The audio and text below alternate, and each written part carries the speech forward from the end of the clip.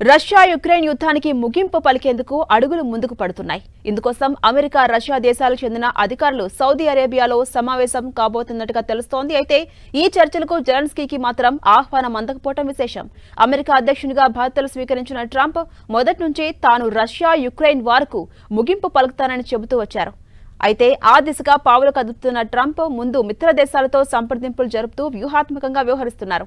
Saudi Arabia వేదికగా జరిగే ఈ చర్చలకు అమెరికా విదేశాంగ కార్యదర్శి మార్కో రూబియో, జాతీయ భద్రతా సలహాదారు Mike Waltz, White House Middle East రాయబారి స్టీవ్ విట్కాఫ్ సౌదీ అరేబియాకు వెళ్లబోతున్నారు. అయితే సౌదీ అరేబియా వేదికగా జరిగే ఈ చర్చల్లో రష్యా నుంచి ఎవరెవరు పాల్గొంటారు అనేది మాత్రం క్లారిటీ లేదు.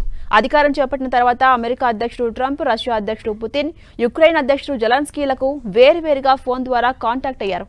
ఆ తర్వాత కొన్ని రోజులకు జెలెన్స్కీతో నేరుగా ట్రంప్ మంతనాలు జరిపారు.